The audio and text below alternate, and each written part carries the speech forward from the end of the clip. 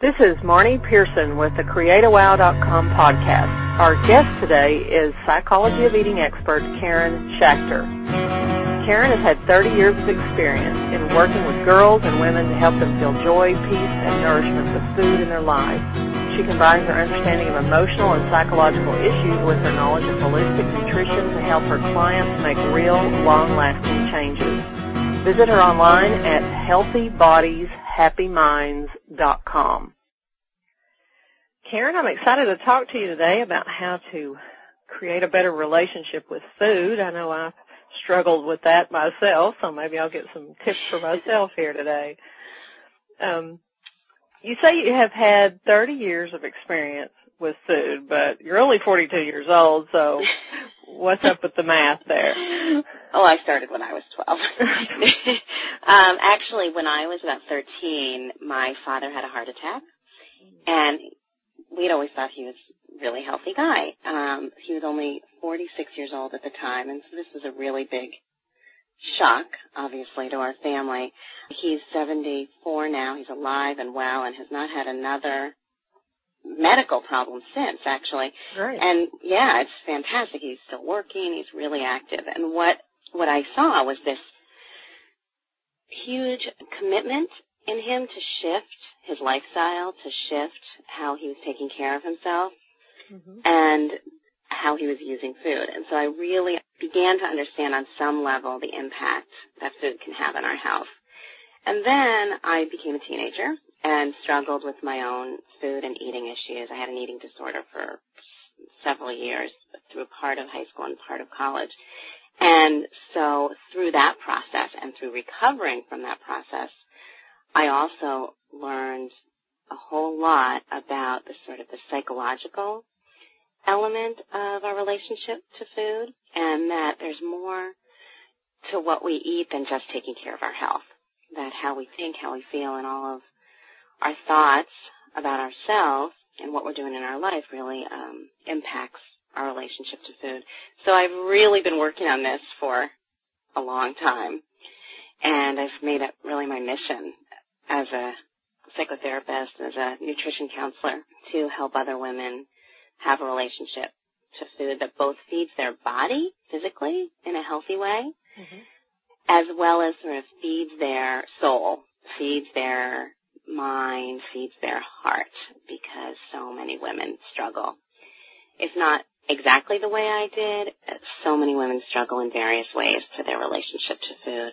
And so that's what I do. I work with people around that, and I've been doing it for a long time. You're a psychology of eating expert, and you touched on it there a little bit, but could you expand on that a little bit more? Yeah, I've been a psychotherapist for about 15 years, and I went back several years ago and studied holistic health and nutrition, and I integrated those two.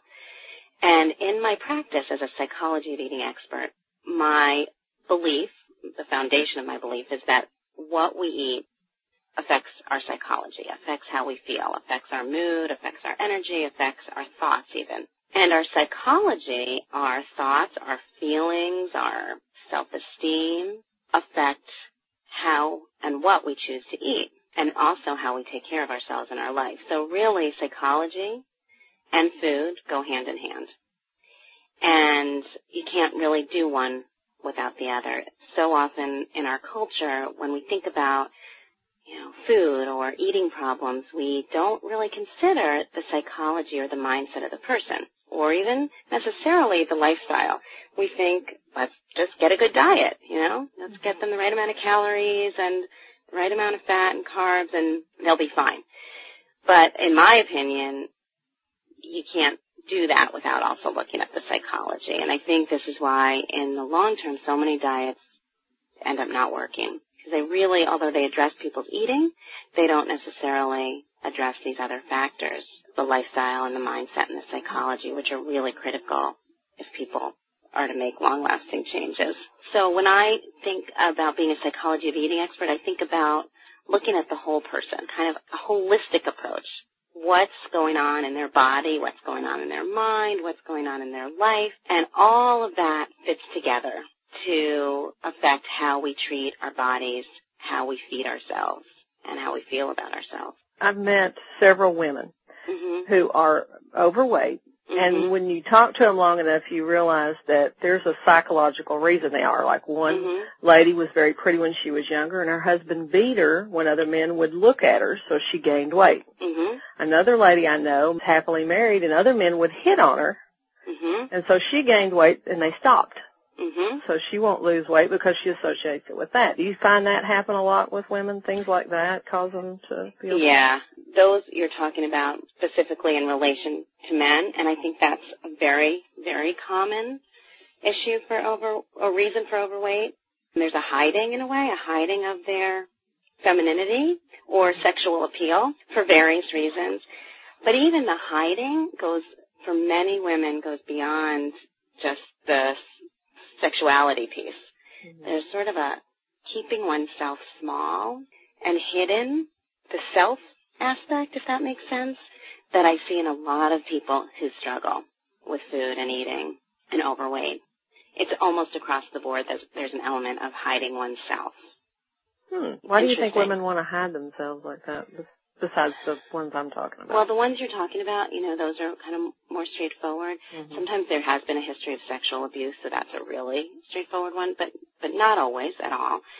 Sometimes people are afraid of being who they really want to be. I think women have been socialized, some women, to be nice and be good and take care of others. And so stepping out and being true to oneself in all the arenas of life, they don't feel comfortable necessarily in doing that. And eating and using food can protect them from some of the feelings that are associated with those fears of stepping out, and also some of the feelings of anger for not being able to do so, and resentment.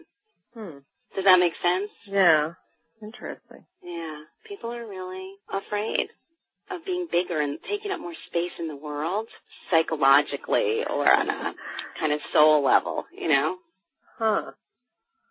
Do you have any step in the right direction of somebody who's listening to this, if they're one of those people, what they should do next? I mean, should they come talk to you, or? Yeah, they should come talk to me. I think because I have the background in psychology and the understanding that we have old beliefs that aren't always conscious, that affect us. I help people kind of identify what those beliefs are. They don't need me necessarily to do it. But a lot of times people say, I want to lose weight, I want to lose weight, I want to lose weight, I want to lose weight. And they've been in this struggle for years and years and years. So what I will do is say, well, I wonder why you haven't. There's a reason you haven't. Now, part of it may be you don't know what foods to eat. But most of the time, that's not the case with the clients I see. Most of them are pretty savvy, actually, nutritionally. For most of them, there is an emotional or psychological element. And so when I work with people, I address the food to help them figure out the right food, but I also try to help them address what else is going on. What is their overeating protecting them from? Feelings? Are they not feeling because maybe they're turning to food instead? What wishes or desires are they not honoring in themselves by keeping themselves stuck? And so we kind of break that apart and really begin to look at how these unconscious or semi-conscious thoughts and beliefs hold them back. Our guest today has been Karen Schachter, Psychology of Eating expert. Visit her online at www.healthybodieshappyminds.com.